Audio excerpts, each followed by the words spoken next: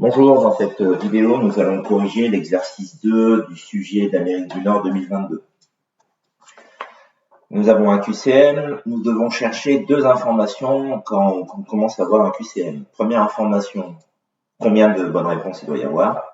Donc là, dans l'énoncé, dans les phrases qui sont marquées au-dessus, cet exercice est un questionnaire choix multiple, d'accord. Pour chaque question, une seule des quatre est exacte. Ok, donc il n'y en a qu'une seule. Ensuite, nous devons savoir si nous devons justifier ou pas. La première ligne de l'exercice, dans cet exercice, aucune justification n'est attendue. Ok, donc c'est le plus simple, j'ai juste à annoncer la réponse. Évidemment, pour le bien de comprendre, pour le fait que vous sachiez refaire ça, je vais expliquer à chaque fois comment on prouve.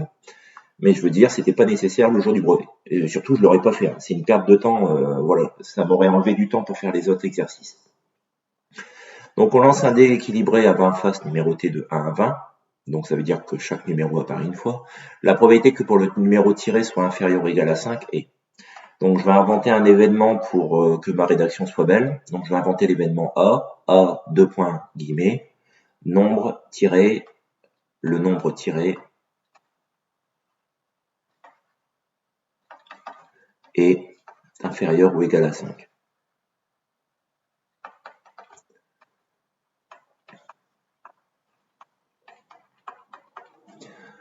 Ok, donc la probabilité de l'événement A est égale à la probabilité que le 1 sorte, plus la probabilité que le 2 sorte. Ce sont des situations différentes, je rassemble la probabilité, plus la probabilité que le 3 sorte, plus la probabilité que le 4 sorte, plus la probabilité que le 5 sorte. Et voilà les différents numéros qui permettent d'être content quand on m'a posé la question, le nombre tiré est inférieur ou égal à 5. La probabilité de chaque événement ici, probabilité de 1, l'issue 1, c'est combien de faces porte le numéro 1? Une seule, parmi 20 faces identiques. Ok, le 2 c'est pareil, le 3 c'est pareil, le 4 c'est pareil, le 5 c'est pareil. Maintenant qu'on a écrit l'opération, on rassemble. Donc ici nous avons 5 sur 20 qu'on peut simplifier en 1 quart. Donc là pour le 1, il fallait écrire, c'est la réponse B.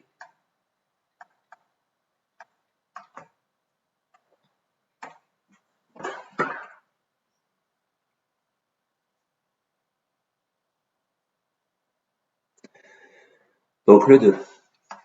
Une boisson est composée de sirop et d'eau dans la proportion volume d'eau pour 7 volumes d'eau, c'est-à-dire dans le ratio 1 pour 7. La quantité d'eau nécessaire pour préparer 560 ml de cette boisson est. Donc les ratios, on peut faire un tableau de proportionnalité, puisque c'est de la proportion, les ratios.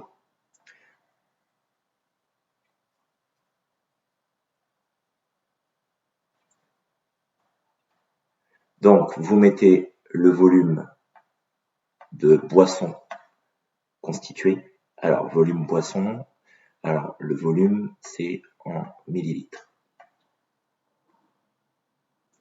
Là vous mettez les ratios. Les ratios, c'est-à-dire on explique combien correspond à combien par rapport aux différentes choses qu'on explique. Donc là 1 pour 7, donc là je mets 1 et je vais mettre 7 à côté. Je l'assemble dans les mêmes les mêmes proportions. Et on rajoute, parce que là en plus on me communique, parce que là on ne me dit rien de millilitres par rapport à la partie sirop, la partie eau. Moi ce qu'on me dit c'est donc là ce qu'on me dit c'est quand je mélange les deux. Donc quand je mélange les deux, quand il y en avait 1 et 7, ça m'en fait en tout, en part, 8. Et une fois que c'est constitué, cette proportion-là, on me dit qu'on a envie que ça corresponde à 560 millilitres. Donc maintenant que j'ai une colonne entièrement remplie, je peux savoir ce que ça vaut une part. Donc je peux savoir le sirop, puisque le sirop c'est 1. Je fais 560, le nombre du bas, divisé par 8, le nombre du haut. 560 divisé par 8, ça fait 70. Donc là, je viens de découvrir avec ce calcul que dans ce tableau, à chaque fois, pour descendre, on multiplie par 70. Donc ça veut dire que sous le 1, on a 70. 1 fois 70, ça fait 70. et 7 fois 70, ça fait 490. Donc on me dit la quantité d'eau nécessaire pour préparer 560 ml de cette boisson. Ça, c'était le sirop, ça, c'était l'eau. D'accord? Donc là, la réponse, c'est 490 ml. C'est la réponse C.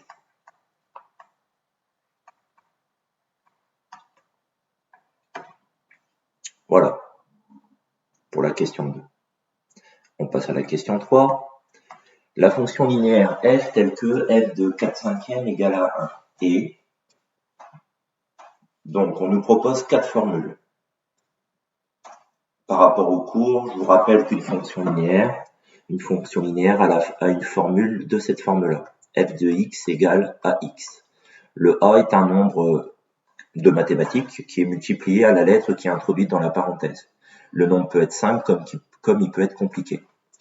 La première fonction, x plus 1/5, x plus 1/5, x plus 1/5. Là, on a bien le nombre 1 multiplié au x, mais on rajoute une addition que j'arrive pas à réduire dans une forme comme ça. Donc, c'est sûr, c'est pas la a. La b, c'est bien une fonction linéaire avec comme coefficient 4/5.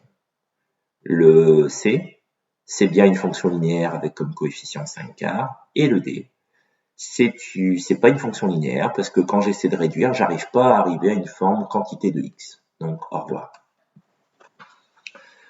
Maintenant, ce qu'on fait, ce qu'on peut faire, c'est tester si quand on rentre 4/5, ça fait 1. Donc on va prendre ma première fonction linéaire, f de x égale 4/5 de x. On remplace tous les x par des 4/5 puisque c'est le nombre qu'on met entre parenthèses, ça fait 4/5 fois 4/5.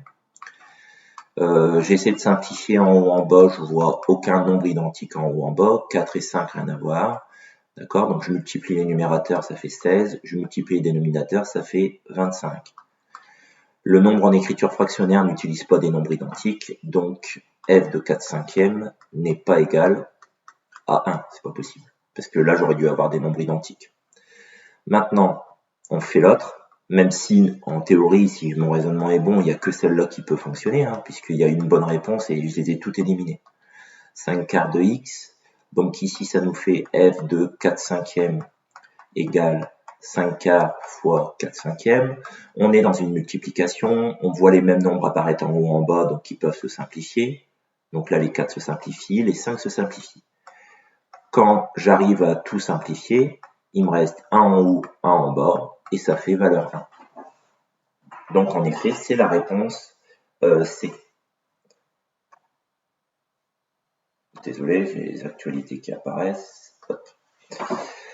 Ok, donc maintenant, on va faire l'exercice autrement. Imaginons qu'on avait 4 fonctions linéaires, qu'on ne pouvait pas en éliminer 2.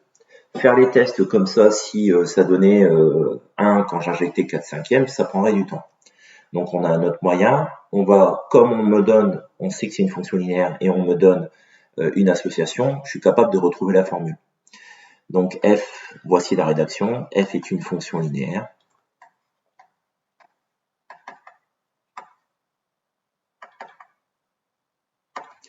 Donc elle est de la forme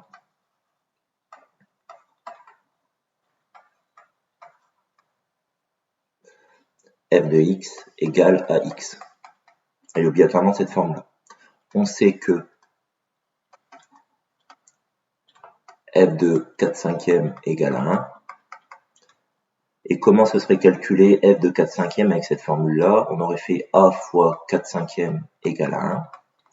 Le but, c'est de trouver le a qui permet de faire ça. Donc pour trouver le a, on l'isole avec nos principes d'équation. Le a, il est multiplié par 4/5, donc il passe de l'autre côté en divisé par 4/5. Divisé par un nombre revient à multiplier par son inverse, donc ça fait 1 fois l'inverse de 4/5, donc 5k, et donc ça nous donne 5k. F est donc de la forme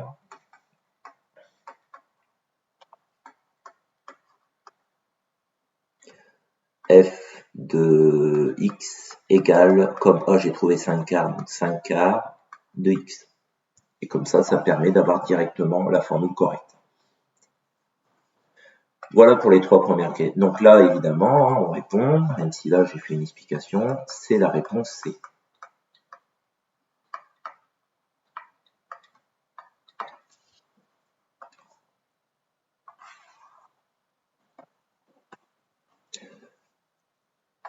La 4. La décomposition en produit de facteur premier de 195 est... Bon, on propose 4 décompositions en facteur premier.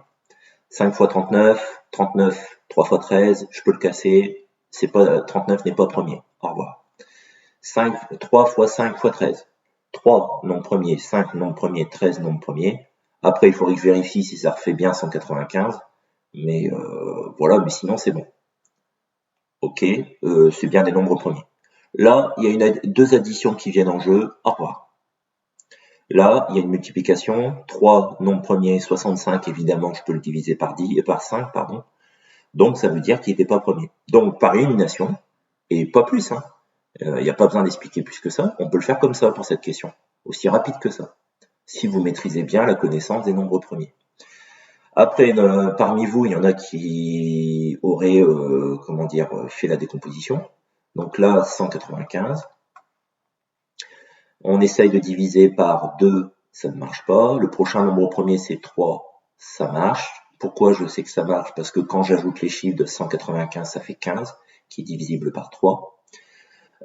Donc 3 fois 195 divisé par 3, ça nous donne 65. Je réessaye le nombre 3, 65, quand j'ajoute les chiffres, ça fait 11, c'est plus divisible par 3. Le prochain nombre premier à tester, c'est 5, évidemment ça va marcher. Ça fait 5 fois 13.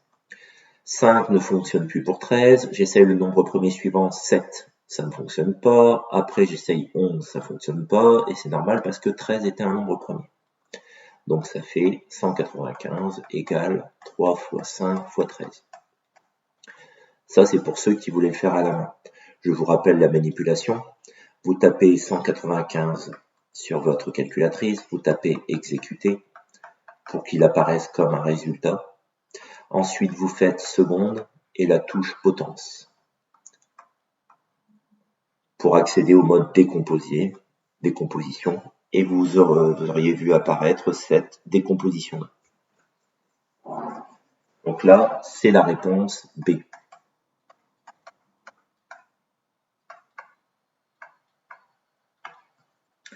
Ok, on fait le 5. Alors, le volume de ce prisme droit est... Alors, un prisme. Donc, un prisme, c'est quoi? C'est deux polygones identiques. Donc, c'est un solide qui a deux polygones identiques et qui sont reliés par que des rectangles. Donc là, au niveau de cette figure, qu'est-ce qui n'est pas des rectangles? C'est ce triangle-là et celui derrière. Ils sont totalement identiques et toutes les faces qui les relient, les faces latérales, ce sont des rectangles. Ok, donc le volume d'un prisme, c'est l'aire de la base fois la hauteur.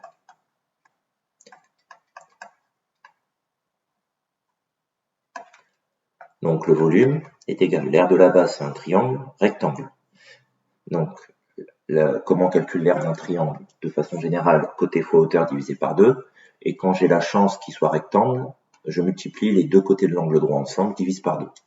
Donc ici, on va faire 3 fois 5 divisé par 2, fois la hauteur, c'est-à-dire l'écart, la distance qui est entre les deux bases, 8. Tout était dans la même unité, c'est pour ça que j'ai mis directement les nombres que je voyais. Sinon, j'aurais dû convertir. Donc 3 fois 5, 15 divisé par 2, donc ça nous donne 7,5. Et 7,5 fois 8, ça nous donne 60. Ok, ça nous donne 60, mais quelle unité? J'ai introduit des centimètres. Pour un volume, ça me sort des centimètres cubes. Donc la réponse était la B. C'est la réponse B.